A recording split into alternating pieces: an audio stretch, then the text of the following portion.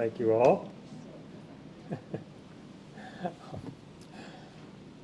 I'm very sorry to start with an apology, but you have been misled. Imagine my surprise when I came across an advertisement for this lecture and I found myself described as a genealogist and historian. I may be an amateur genealogist, but I am not an historian. And that's really an insult to the world's historians. But luckily, I did learn to read, and I have an avid interest in history, particularly at the intersection of my family's history with New York, New Jersey, US, and world history. Seeing the direct impact that world events had on the lives of my ancestors, and in many cases vice versa, has made studying history particularly enjoyable. The Great Migration, the Jacobite Rebellion, the St. Bartholomew's Day Massacre, the Hartford Witch Trials, the John Peter Zenger libel case, and landmark Supreme Court cases are all more interesting when one learns that family members were involved or directly impacted. The first Stevens to arrive on these shores was a man named John Stevens, the grandfather of Colonel John, who arrived as a 17-year-old indentured servant in 1699.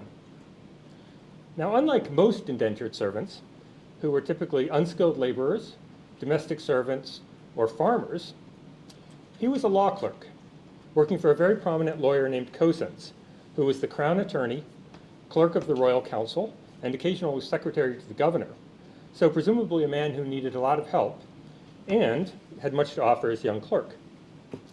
When Stevens' term of service ended, he went to make his fortune in East Jersey, where he almost immediately married Anne Campbell. She was the daughter of a proxy for one of the original 24 proprietors, and a close relation to the deputy governor of East Jersey and the Earl of Argyll. He realized his future was in property ownership, and that marriage helped put him in a position to accumulate property and to set up his children for economic and political success. But before going further, we should step back to other family members who helped provide the resources that gave Colonel John his start.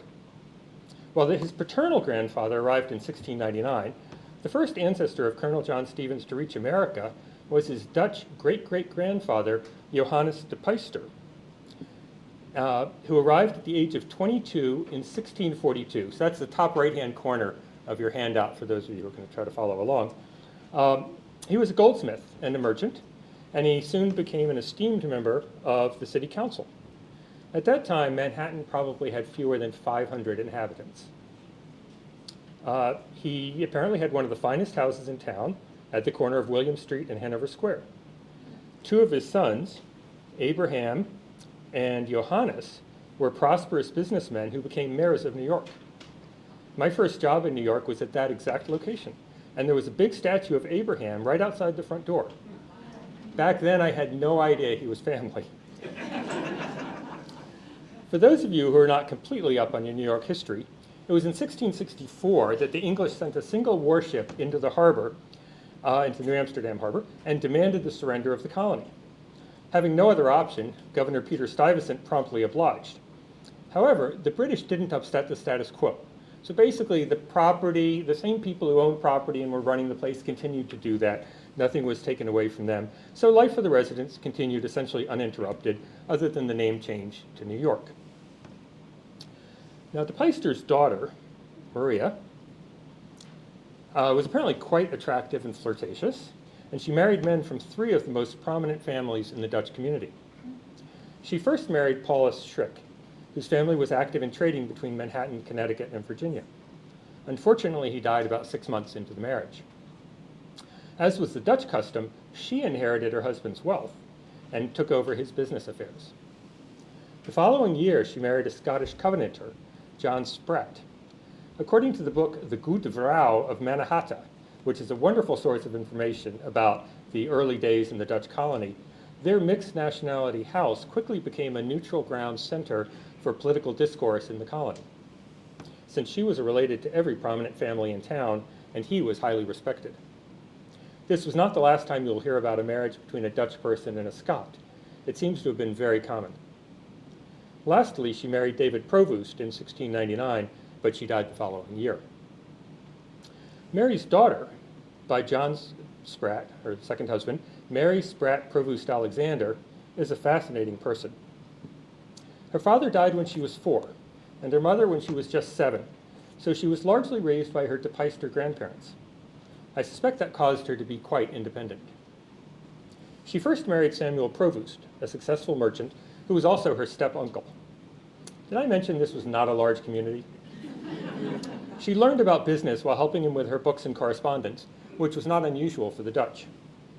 She became the most successful New York retail merchant of her generation, importing the finest goods from Europe and making them available to colonists.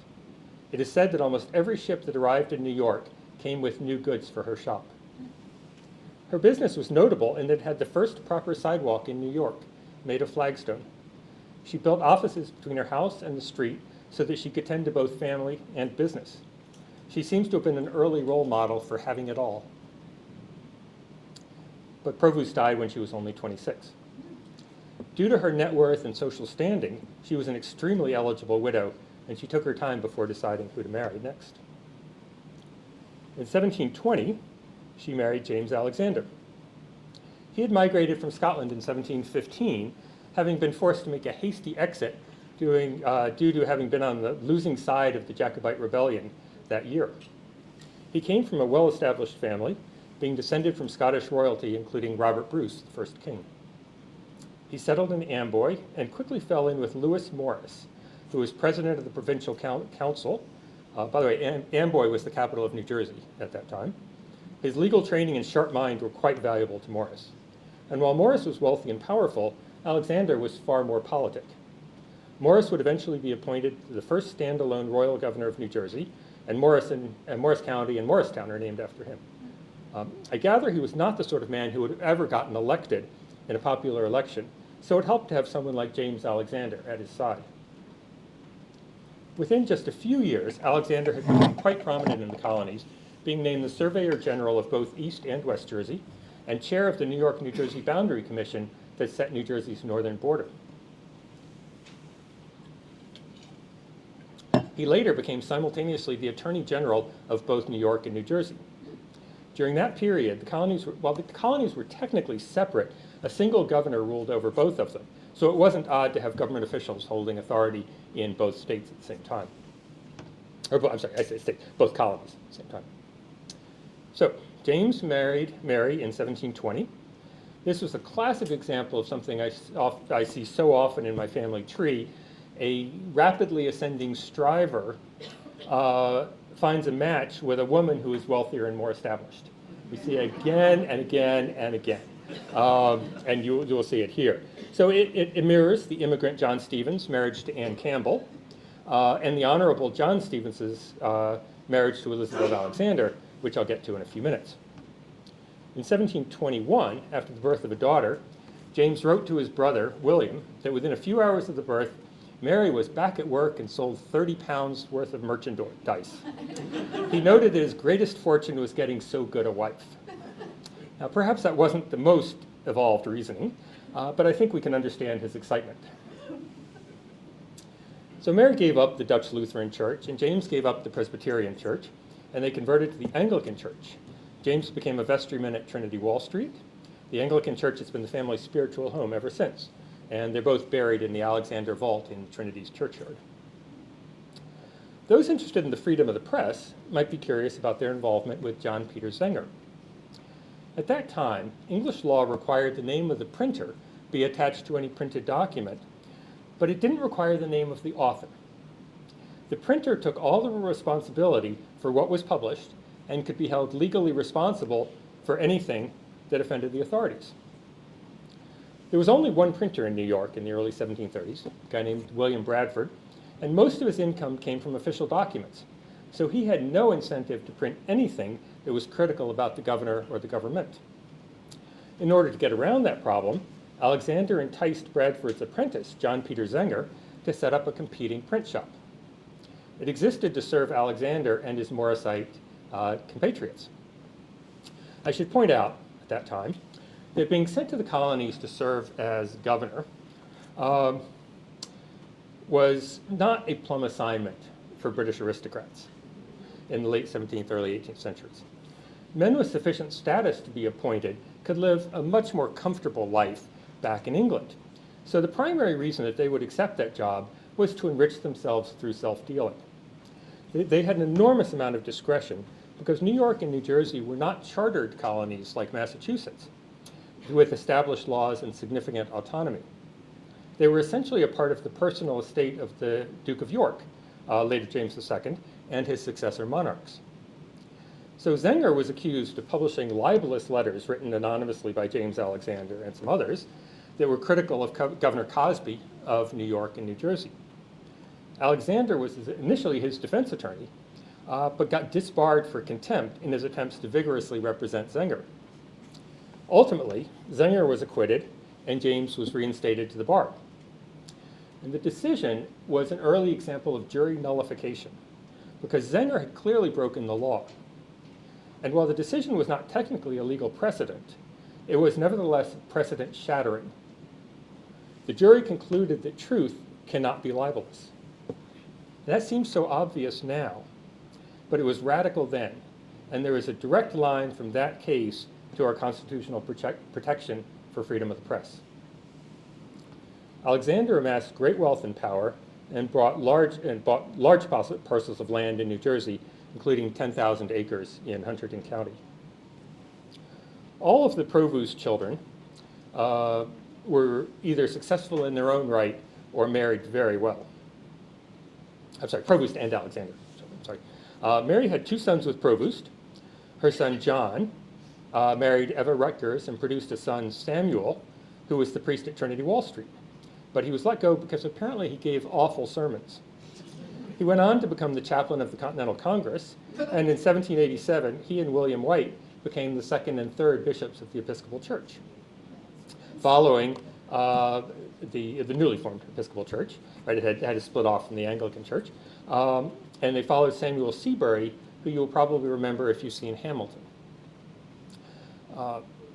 This was a critical step for the American Church, because only with 3 bishops could the U.S. Church consecrate its own bishops instead of having to go back to England or Scotland to get them consecrated. James and Mary's first child, Mary, married Peter von Brugge Livingston, who was the son of Philip Livingston, son of the Lord of Livingston Manor, who had many political offices, including first treasurer of New York. He was also one of the founders of the College of New Jersey, later known as Princeton. In the next few centuries, Stevenses and Livingstons would intermarry frequently. Looking at the simplified Livingston family tree, you will see that Mary's brother, William, married Peter's sister, Sarah. It's very convoluted. 2 other siblings of that illustrious family, Philip and William, were signers of the Declaration. And getting a little ahead of ourselves in the narrative, in the lower left-hand corner you will see Colonel John's nemesis, Robert Fulton, who married the granddaughter of a 5th sibling, Robert. And in the lower right corner is his business partner, Chancellor Robert Livingston, who married the colonel's sister, Mary Stevens. William, James and Mary's only son, is a fascinating case. He was his mother's business partner and apparently quite a spendthrift.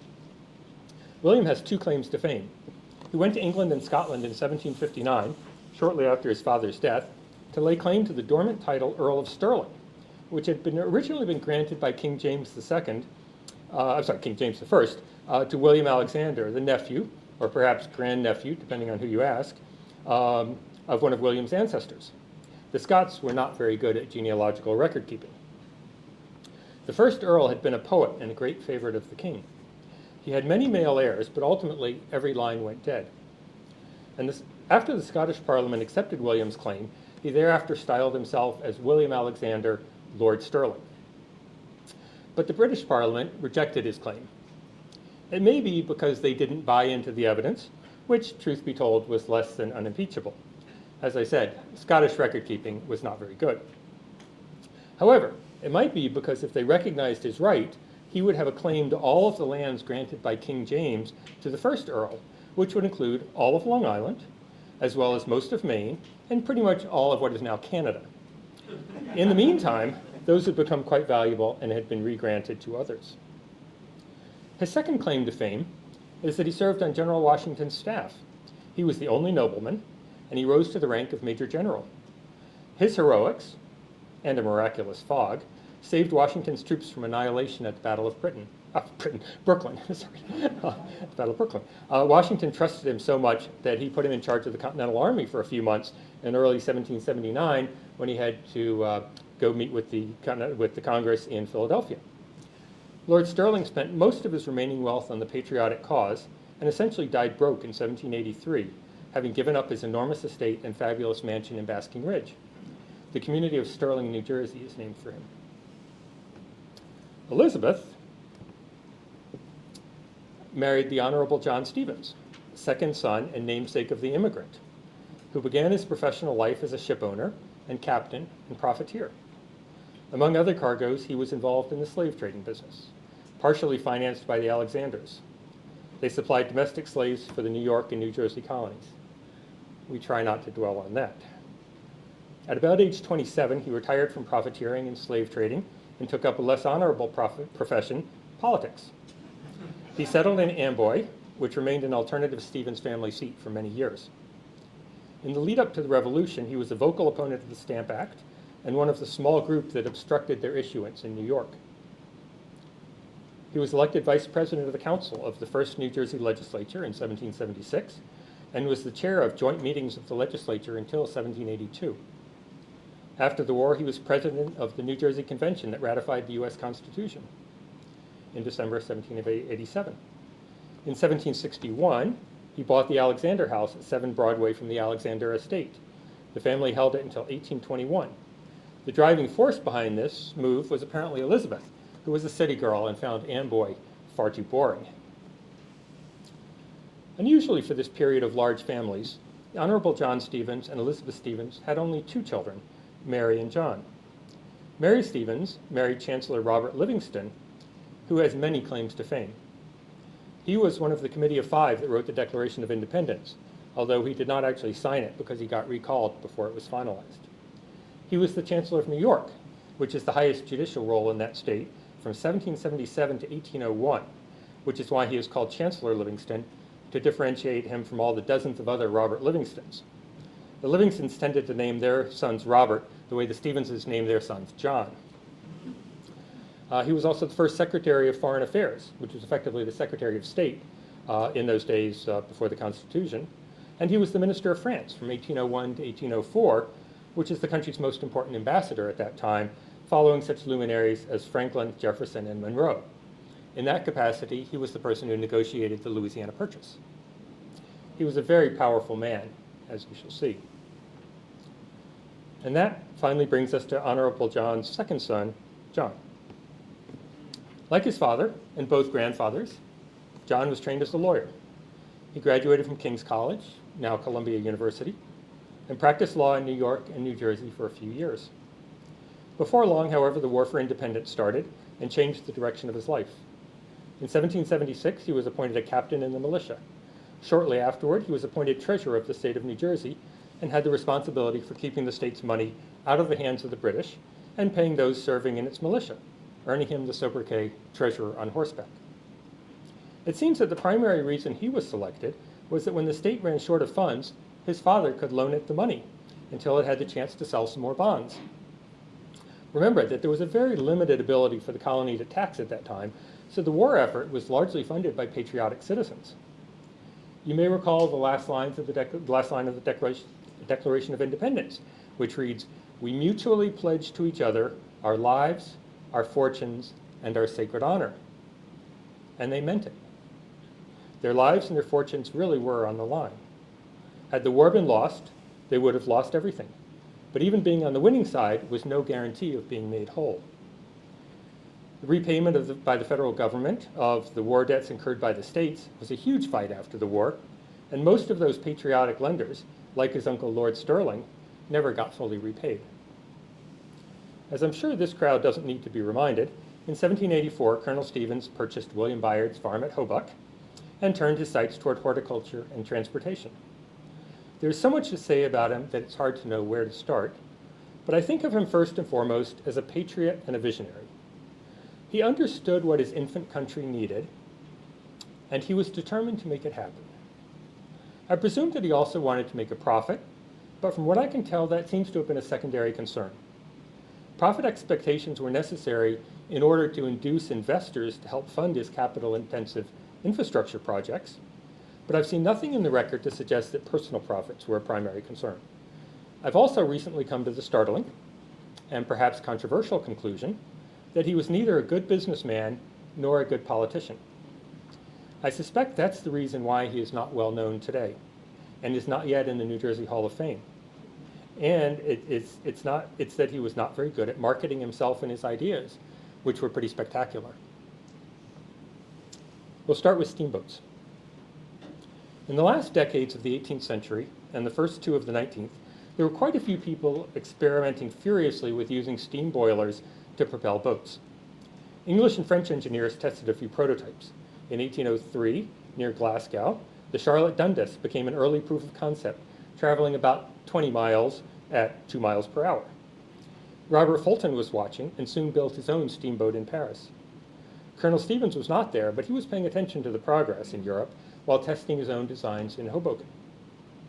He was convinced that low-pressure steam boilers were not efficient enough to use on boats, but also understood that high-pressure steam was much more dangerous. He was also working on a new form of propulsion, a screw propeller in place of the paddle wheel used by the competition. Stevens and his brother-in-law, Chancellor Livingston, were working on ideas together and formed an agreement in 1797 to begin steamship services on the Hudson.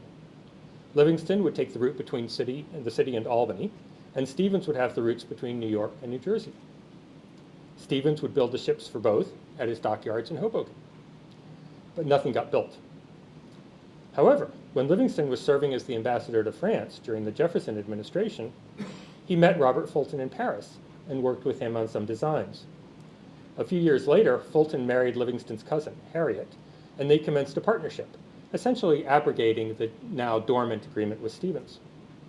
Livingston used his significant clout in New York to have their partnership awarded a monopoly on commercial steamboat transportation on the Hudson, or actually any waters of New York.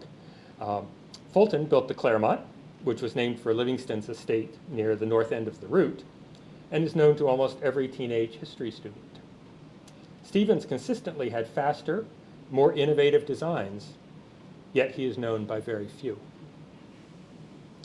The Livingston-Fulton monopoly kept Stevens off the Hudson, causing Stevens to famously take the Phoenix onto the Atlantic Ocean, where it became the first steamboat to ever operate on the open seas. The reason that he sailed down the coast of New Jersey was to reposition it for commercial service on the Delaware River away from the Livingston-Fulton monopoly. There are countless letters from Livingston to Stevens begging him to join their partnership because they wanted to be able to take advantage of his better engineering capabilities. However, it always came with a caveat. Stevens would need to recognize that Livingston and Fulton not only had a monopoly on steam transportation of the Hudson, but that Fulton held a patent on steamship transportation itself. The colonel understood and argued that from a constitutional point of view, New York could not grant a monopoly on interstate commerce, and Fulton had no defensible patent right to using steam to power boats, as others had successfully used it before him. So for almost a decade, he refused to give in. But he couldn't afford to fight indefinitely. Livingston was quite wealthy, and Stevens had relatively little cash. In fact, even while battling him, he often borrowed money from Livingston. Ultimately, in 1811, he gave in and joined Fulton and Livingston in the monopoly. That allowed him to begin his steam ferry service between Hoboken and New York. By the way, he had had a non-steam ferry service between Hoboken and New York before that. But this was the first steam transportation. That became the world's first regularly scheduled steam-powered ferry service. It must have been a very unusual relationship. While they were competitors, with Livingston constantly writing threatening letters and Stevens largely ignoring them, they still got together socially. And Rachel Stevens was apparently quite close to Livingston, so much so that he tried to get her to persuade her husband to capitulate. In response, Stevens suggested that she should stick to her tatting. My family really appreciates that one. Their New York City houses were next door to each other on Lower Broadway, so they must have seen each other quite constantly. It should be noted, before I go further, that side by side with the colonel in his experimentation was his second son, Robert Livingston Stevens, ironically named for his uncle, well before the business conflicts between the two. Robert apparently began to demonstrate his engineering acumen as a toddler, and as a teenager was an invaluable help to his father. But the Colonel's primary interest wasn't steamboats per se. It was fixing the problem of transportation in the newly formed Union. He felt that improved transportation between the various states would lead to significant commerce between them, which in turn would lead to strengthened ties between what had been very separate colonies. In other words, transportation was essential to having a truly united states. Once he had succeeded in speeding transportation between New York and New Jersey, making it easier to travel between his two homes, he focused on solving the problem of moving people and commercial goods between New York and Philadelphia. Travel between New York and Amboy was by water, and likewise one could travel between Trenton and Philadelphia on the Delaware, but getting from Amboy to Trenton could only be accomplished overland using horses. It was a long, slow, uncomfortable journey. His initial overland transportation effort was a project to build a toll road between Hoboken and Hackensack, known variously as the Bergen Turnpike or the Hackensack Plank Road. He organized a company with himself as president to raise capital and construct a plank road with bridges that would allow carriages to move easily across the swampland, and a ferry to cross the Hackensack at Little Ferry. Get it? First, he had to obtain a charter from the state. This was apparently a much longer project than he envisioned, with lots of political infighting.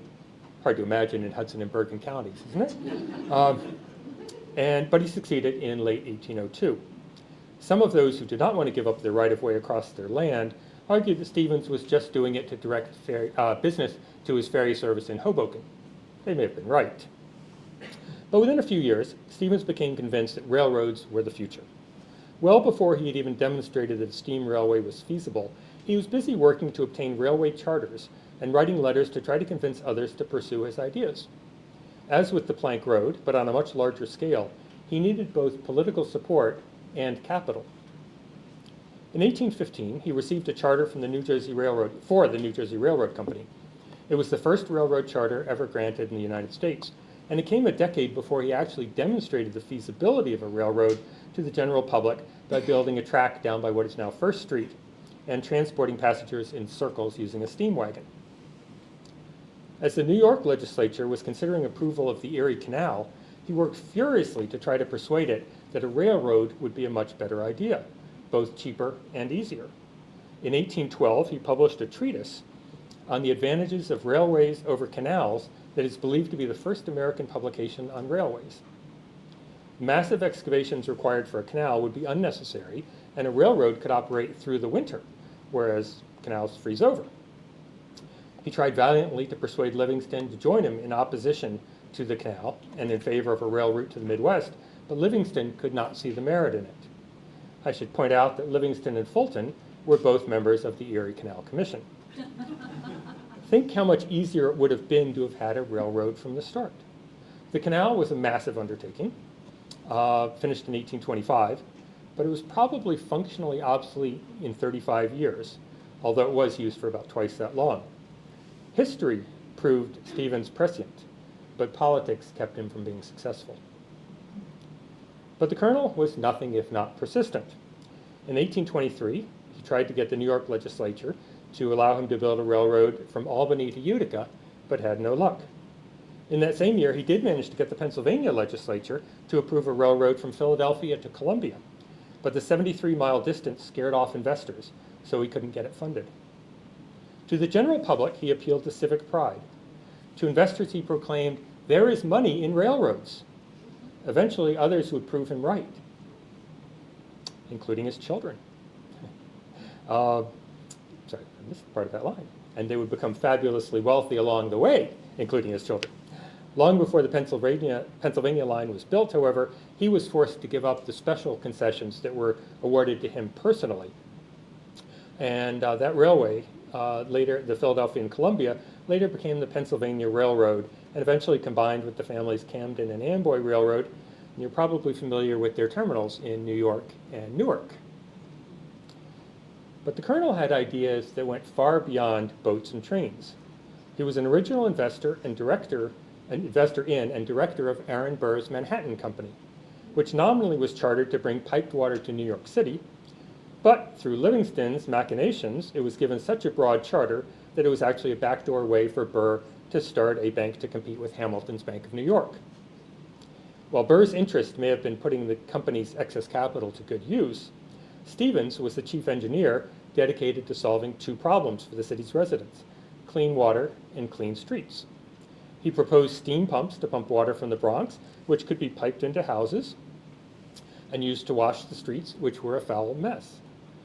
Through many mergers over the centuries, the Manhattan Company evolved into J.P. Morgan Chase Bank. I recall that when I worked there around 2010, there was a section of the company's original pine pipe displayed in the lobby. After a conflagration on Water Street, Stevens also suggested a steam-powered fireboat that could be maneuvered to a riverfront fire and used to pump water directly onto it. Unfortunately, it would be 50 years before New York adopted his idea. While his financial interest lay in ferries across the Hudson, Stevens knew that ferries were not the most efficient way to get goods across the river. His first suggestion was a pontoon bridge, but even he recognized that that would interfere with river traffic. After that, he suggested a tall span bridge that could connect New Jersey's plank roads to lower Manhattan, but he was not able to overcome the vested interests of the shipping companies. He then proposed a pair of tubes that would be sunk onto the bed of the Hudson River and that would allow pedestrians and carriages to cross. He offered to put all of the capital of his ferry business into the new company chartered for the project, but it seems he had no takers. Almost 100 years later, the Trans-Hudson Rail tubes, now known as the Path tubes, were brought into service using that same principle, and the Holland Tunnel, of course, was dug underneath about 15 years after that. Stevens also had proposals for railroads and steamships in other parts of the country, including Maryland and North Carolina. There's little point going into much detail other than to say that none of it came to fruition. I suspect that you will squirm when I tell you that at one point he asked President Madison to invest with him in a steamship company for the Chesapeake. But the president demurred because he had adopted the rule of his predecessors and would not invest in any business interests while president.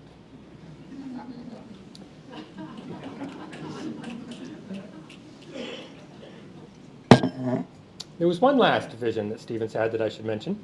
While he had his house at Castle Point and he used the waterfront for his docks and boat building, eventually Elysian Fields Park, he realized that he had significant excess land that could be sold off to fund his flailing transportation ventures. He offered lots to the public, but found almost no takers. After all, who would want to live in Hoboken? Before moving on from Colonel Stevens, I should mention that in 1825, he was proven right about interstate commerce, well after he had given up the fight. And by now, you probably won't be surprised to hear that there's another Stevens family relation in this saga. A New York assemblyman with great interest in the subject was William Alexander Dewar. He was smart enough to realize that New York was not well served by having granted Livingston a monopoly to run ferries on all New York waterways. He tried valiantly, but ultimately failed to get the legislature to end the monopoly. Dewar was Lord Stirling's grandson, and later president of Columbia University. The dispute ultimately ended up in front of the Supreme Court and became a signature case for Chief Justice John Marshall in the case of Gibbons versus Ogden. The court ruled for Gibbons, who at that point was a business partner of Robert Stevens, and it put an end to the Livingston-Fulton monopoly and opened up interstate commerce to everybody. Colonel John and Rachel Cox Stevens had 13 children. 2 died at birth. Interestingly, ignoring those 2 that died, they had 6 boys and then 5 girls. 3 of them particularly stand out. John Cox was the eldest and probably the most fun. He married a Livingston, just like his aunt, his great aunt, and his great uncle. As noted earlier, the Livingstons had a great deal of money, and John Cox's marriage enabled him to live a life of leisure. He wasn't an engineer, and while he was president of the family's ferry business, I haven't seen evidence that he focused much of his time on business other than as an investor of his wife's fortune. But he was a sportsman. While most famous for his yachting exploits, he was also the president of the Jockey Club and founder of the Union Club, New York's oldest club. His backing of the horse American Eclipse against the Southern champion Sir Henry in the great North-South match of 1823 was perhaps more audacious than his sailing challenge to the Brits. The direct bet was £20,000 per side, which was an astronomical amount of money at that time. But there was much more at stake. So much money was bet on the race that there were concerns that the New York Stock Exchange would crash if the Northerners lost. And then there was the matter of regional pride, which was a growing issue at that time. The Southerners couldn't imagine that the Northerners could breed a faster horse than they. In the end, Eclipse won 2 of the 3 races, and apparently quite a few Southerners lost their plantations. But it was his leadership in founding the New York Yacht Club, forming a syndicate that would commission the design and construction of a yacht that could sail to England and challenge the best that the old world could offer, crushing an all-comers competition, and then offering up the gaudy trophy as a perpetual prize for the world's fastest sailing yacht that left a lasting impact on the world. While much has changed about the America's Cup competition in the last 175 years, making it the world's oldest international sporting competition, the one constant is that it has always been a competition between men of great wealth and leisure. The second child was Robert Livingston Stevens. While his father was an engineering visionary, Robert was a brilliant engineer who would help his father realize at least a few of his dreams. In fact, he dropped out of King's College to work with his father. At that time, college was not the place to learn engineering. He invented the modern rail design and the spike that's used to attach it to the ties. He was also the one who came up with the idea of laying the rails on wooden ties, which came of necessity when they couldn't get enough stone blocks to use. It turned out that the flexibility of wood actually made for a more comfortable ride. He was also a boat designer, coming up with innovative hull designs. As a teenager, he helped his father build the Little Juliana, the world's first steam-powered, propeller-driven boat, and later worked with him on the Phoenix. He also designed an innovative percussion shell to replace ordinary cannonballs, the rights to which he sold to the US military. He seems to have had an interesting competition with his brothers, in which one side would work to produce more effective projectiles to attack ships, while the other side would work on better iron-plated armor designs with which to deflect them. He and his brothers tried to incorporate both of those advancements in a single warship, the Stevens Battery, but were frustrated by inconsistent funding from the Navy and perhaps their own high standards. Lastly, while he didn't design the yacht America, I'm not sure why they didn't ask him, he had already designed quite a few other yachts for the family, including the cutter Maria, which apparently bested the America in races before the America sailed for England. The Courier and Ives print has Maria in the foreground and America in the background. I will also mention that Maria is the name of John Cox Stevens' wife. Not coincidentally, I think. Edwin was the youngest of the 6 boys, but he was hardly the least of them.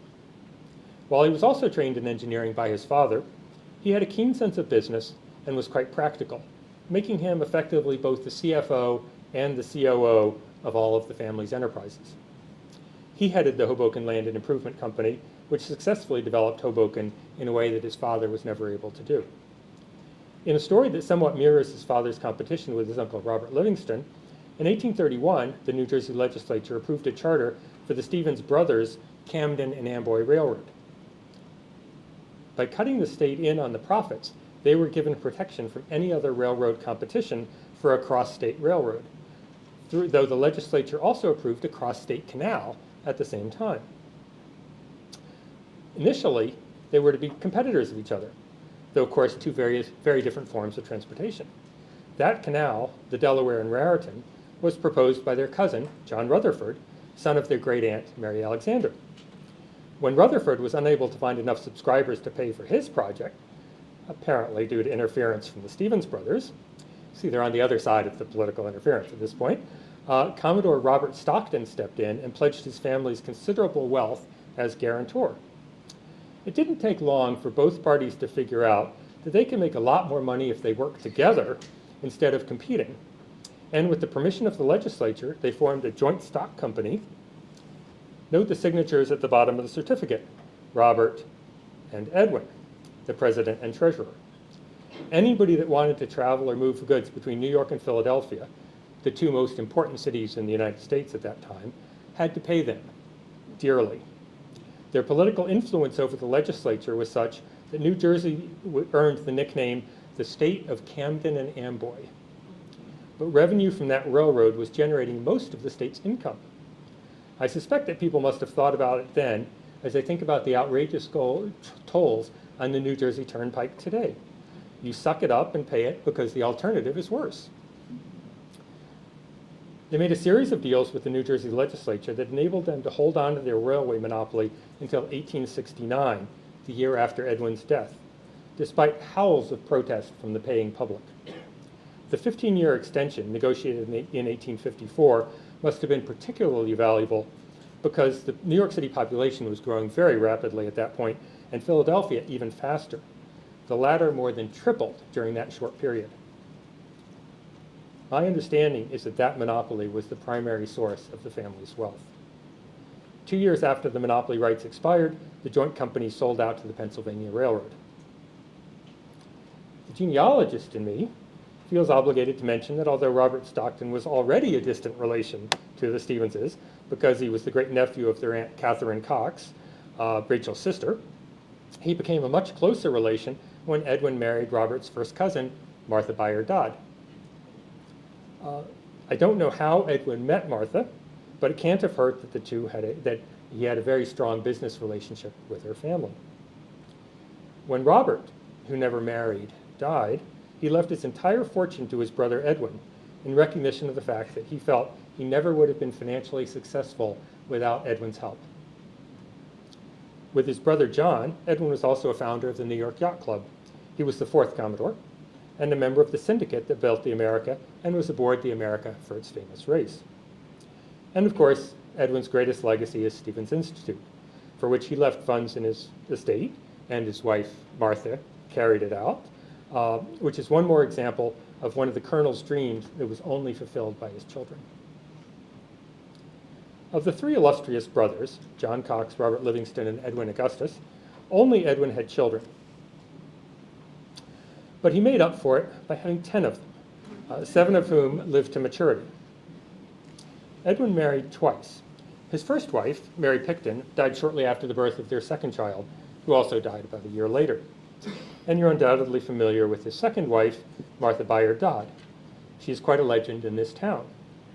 She was also descended from a few illustrious families herself. First, she was a descendant of Anna Stuyvesant Bayard,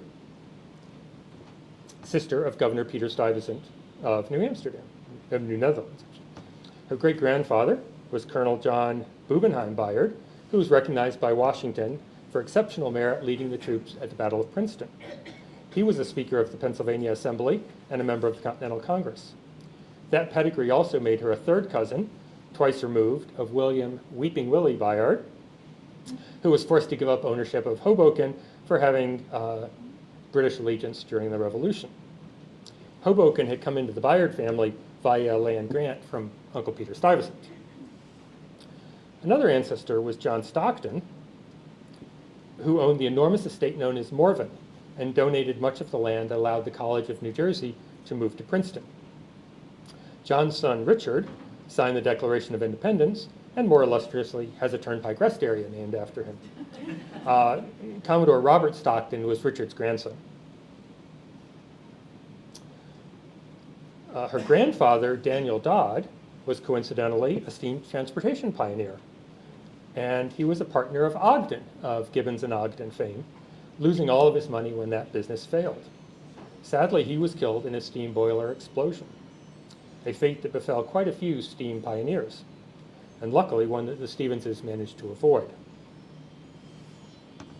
Around 1890, the Stevens children began migrating away from Hoboken. Instigated by Edwin's third son, also named Robert Livingston, they collectively bought about 400 acres at the peak of Bernardsville Mountain and started building country manor houses. For the next 100 years, they, their children, grandchildren, and great-grandchildren lived as neighbors. That migration paved the way for the eventual sale of the Hoboken property to Stevens Tech and the sale of lots to the public on Castle Point Terrace.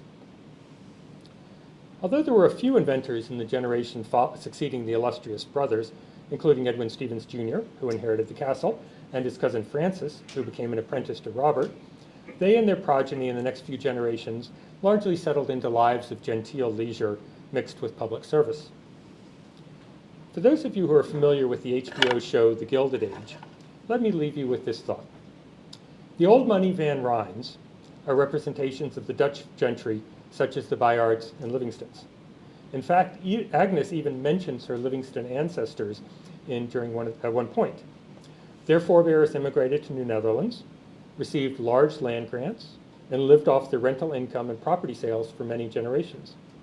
And the Russells represent the industrial robber barons of the Gilded Age, such as Vanderbilt Morgan and Carnegie, making unimaginable fortunes and kicking in the doors to the salons of the old world set. Just as the Stevenses successfully connected New York and Philadelphia, they connected Dutch New York and the Gilded Age, arising out of the former and foreshadowing the latter, comfortably at home in both worlds. Thank you. And now I'll open it up to questions.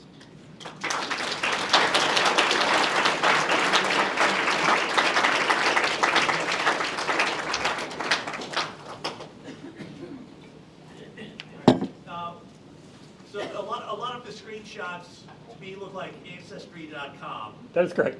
Do you have it set as a public tree? Yeah, it's a public tree. It's a public tree, and it's got my name on it. Okay.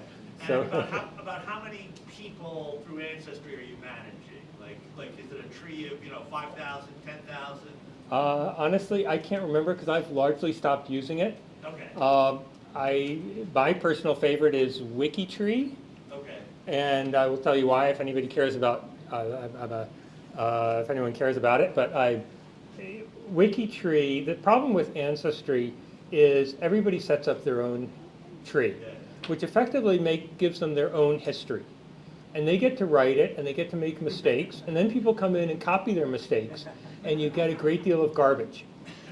Whereas on WikiTree, there is one tree.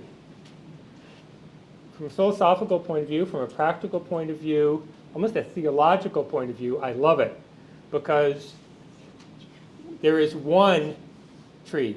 We are one world, one family, all interrelated. And the WikiTree, you don't have your own personal tree. You are a point on a giant tree, and other people see your work and they correct your errors. Sometimes, I mean, they may correct your errors, they may leave them there. And you take advantage, so what you can do is you can link into the work that other people have done, but you're not just blindly copying things. So Ancestry is very good for research, and I did start there and did a lot of my work and posted pictures and that sort of thing. But in fact, I am an evangelist for WikiTree because it is a much better concept. And then you can tie in and you go in, and my kids enjoy it too, and you go in there and say, how am I connected to George Washington? And bing, it gives you the answer. How am I attached, how am I related to, the Queen of England? Gives you an answer, and so forth. And so that's a lot of fun. But the nice thing is that there's one tree, and everybody's working on it together in their own little pieces of it. But anyway, you'll find my stuff there. Was there any member of the illustrious Stevens family that was a thoroughgoing scoundrel? The question was any member of the family a thoroughgoing scoundrel? Not that I'm aware of.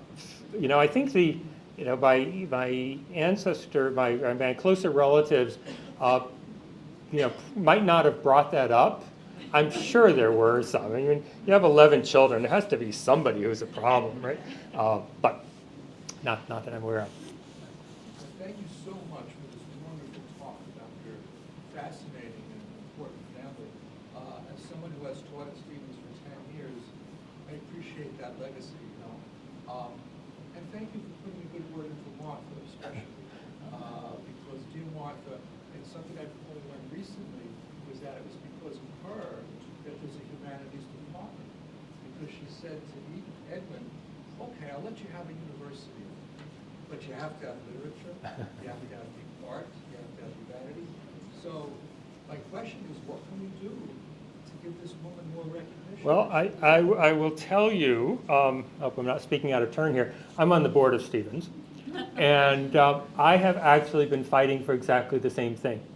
And I would talk to, at that point, the chairman of the board, and said, we ought to name, I said to the whole board, we ought to have something really important named after Martha, because this university does not exist without her. I mean, Edwin left the money. She had to do the work. And so my feeling is that Stevens should have something major named after, and I'm not talking about a building. I'm talking about a program. Because a program is what ends up on people's resumes and gets known.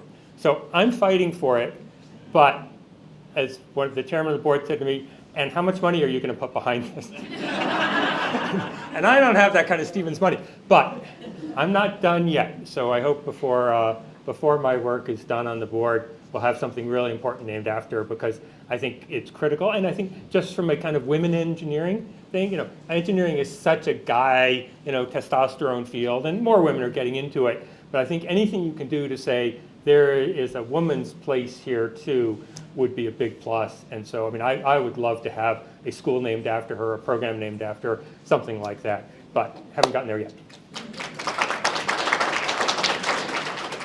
When I first moved here, there was a brass plaque that mentioned the first land grant here at Hoboken and the name of Anna Stuyvesant. Mm-hmm. My first part of the question is, does anyone know where that brass plaque is now? You should know. I don't know offhand, but we do have like an inventory of the plaques.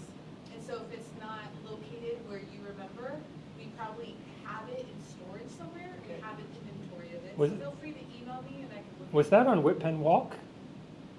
It was affixed to a giant boulder. Yeah, I think on Whitpen Walk, wasn't it? And the second part of my question, could you talk about Anna Stuyvesant as being the person mentioned on that plaque as the first land grant holder here in Hoboken? Yeah, so I don't think that's accurate, because I don't think there's any reason that Anna would have been here.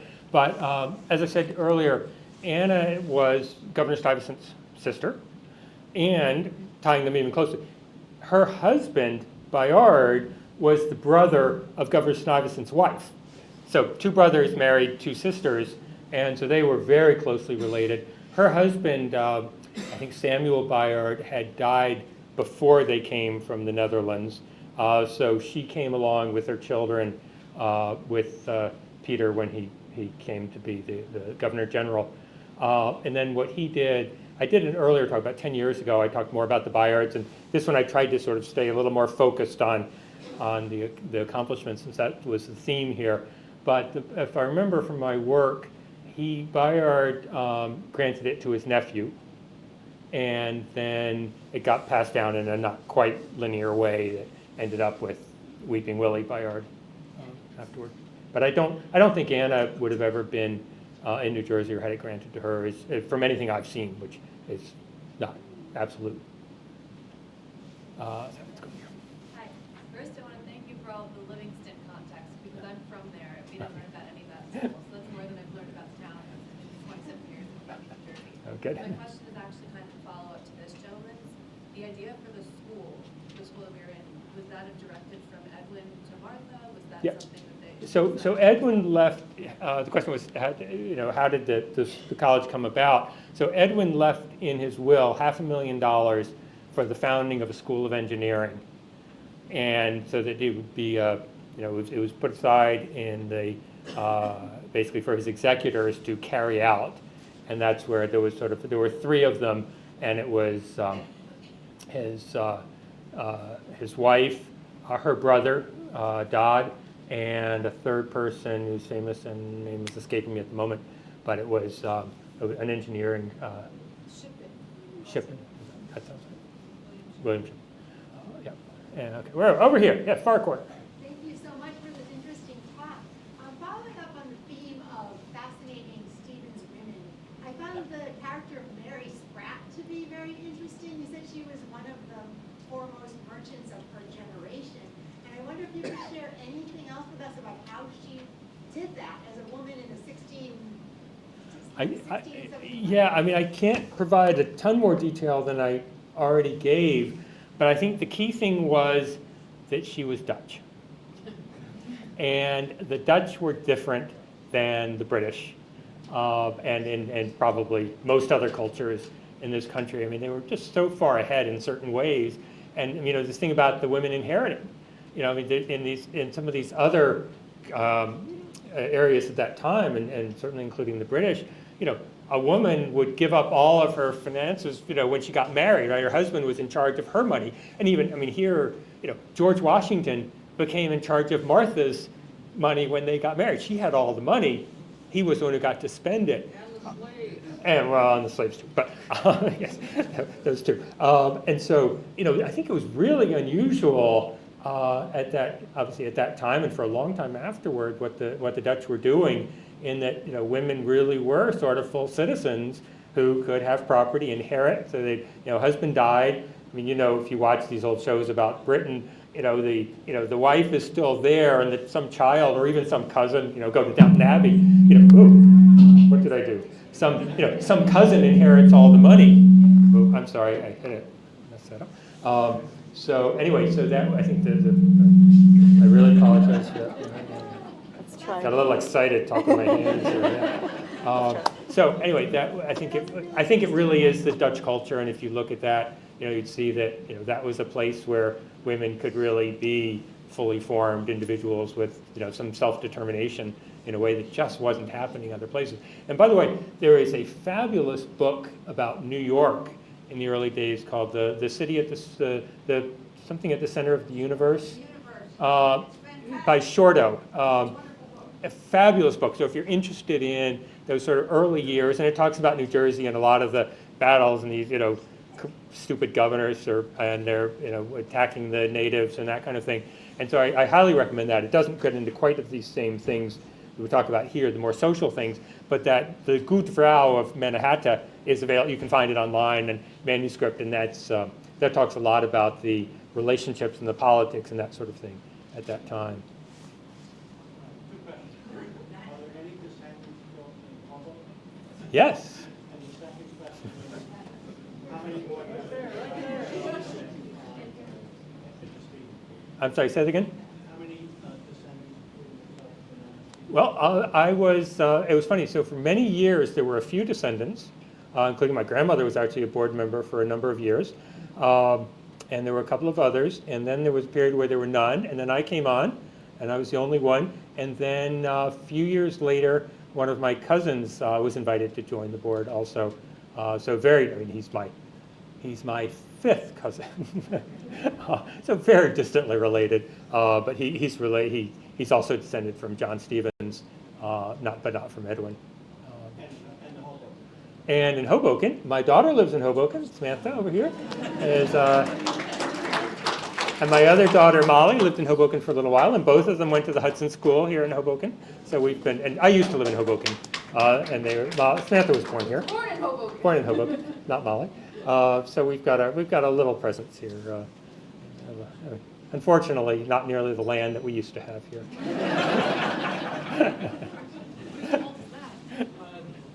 I just watched, I know on repeat to most people when I was traveling in November, the American Revolution. Yes. And they spent a good deal of time, more than most of us would have known, on the loyalists, who they were and how eventually they left. So since the Bayards were loyalists at the time, gave them this lean, obviously the Bayard died through something, wound up back in the U.S., but some others presumably did not. Yeah. So do you have any, insights on what happened to the other Bayards? Yeah, it's a big family, and they got here early, and so they're all over the place. I think you have to think about a particular Bayard. William Bayard was on the wrong side. He apparently started out supporting the revolution, I think, I believe I heard it in the last lecture that was done here, and then thought better of it, thought, oh, it looks like the British are going to win, let me go support them. It was a bad call, but very unfortunate for him, and hence Weeping Willie. But his son stayed on the Patriot side. And in fact, it's a good story, again, I had in my last talk, and you had a few weeks ago. He actually owned the apartment where Alexander Hamilton was taken after the duel, and Alexander Hamilton died in his apartment. So interesting. So father was on the wrong side, son was on the right side. So I'm assuming most of the Bayards were here and stayed on the revolution on the side of the Patriots. But honestly, I really don't know. I can't answer that with any authority. All right, back, way in the back. Not so much a question, but just a comment. So I did go to Stevens class in 2019, and I was a recipient of the Martha Bayard Scholarship, Oh. and so I have firsthand felt the effect of the legacy as a woman who originally started in engineering, and then I moved into business school, and granted I graduated like 6 years ago, but it continues. I'm still involved with Stevens, and I hear the testament from the students. So I definitely, you have my support. That's great to hear. Thanks. Sounds like I've got the support of a few other people in this room too. But it'll be a battle, but I feel I have many years ahead of me on the board. They're not getting rid of me anytime soon. So I'll keep fighting the good fight for Martha. But yes, and a building is not enough. Another. One more, you alluded to this as perhaps, maybe it's a secret goal of yours. Are you hoping to someday get a Parkway or Turnpike rest stop named for the Stevens family? Yeah, I feel like you're not somebody in New Jersey until you have a rest stop named after you. And it was funny. There's a John Fenwick rest area, and my grandmother was a Fenwick, and I thought, wow, is he related? It's like, no, he's not related, but I think it's a sort of a questionable honor to have a rest stop named after you, but it does give you a certain something, since everybody sees you when you're on a rest stop. Samantha.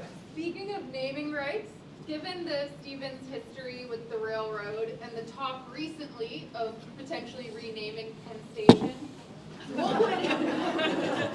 what do you think an appropriate new name for Penn Station would be? I think I'll leave that to others. It does feel like a giant missed opportunity, doesn't it? Now is the time to get a Stevens Station. Anybody else? Oh. You mentioned quickly that Princeton was the College of University. Yes. When did it become Princeton, and what was the reason for changing it? Maybe somebody else can answer that question. They moved. So basically, the reason was they moved to Princeton. I think they were in Elizabeth, I think, originally, and probably they needed more space. Just as Columbia moved uptown, it used to be downtown, and they moved upper Manhattan. And I would have said early 19th century would be the year, but I'm sure somebody can find it in 10 seconds on Google, but I don't know offhand. But anyway, the Stockton family provided a big chunk of the land that made that possible. Catherine. Really quick question. So I see the chart, I saw the charts, but I don't see your name. Yeah, just as it's a little hard to go all the way up. You'd have to add 5 more generations at the bottom. 4 more generations at the bottom, and I wasn't going to go there. So I didn't go below Edwin and his brothers. So you're related to one of the 10 kids. Yeah, so Edwin. So I'm descended from Edwin. Yeah. So that's why I'm here. And Martha. Thank you, Molly. Yeah. So there's it was very interesting. I think there are about 1,000 living descendants of John Stevens today in round numbers, and they're all descended from he had 11 living children, but all of the descendants come from 4 of them. So they're quite grouped. Anyway, one more over here. Is he your great-grandfather? He is my 3rd great-grandfather. We're past our timeline. Last question. As you know, we had a reunion of the Stevens family here 8 or 10 years ago, Yep. maybe a little more than that. When should we have another one? Well, Nairman and I were planning one, and then COVID got in the way. So he had wanted to do one in connection with the 150th anniversary. So Edwin died in 1868.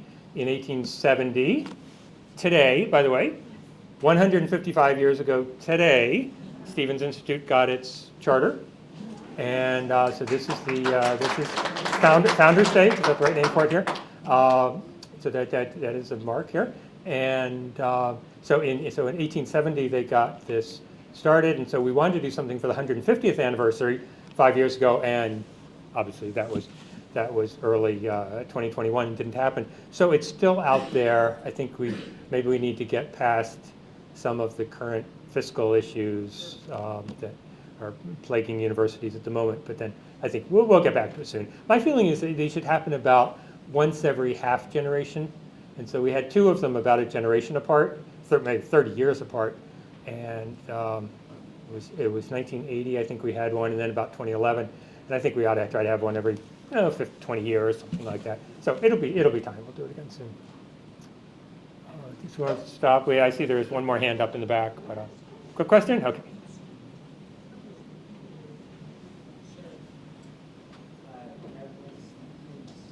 Sorry, you have to speak up. Did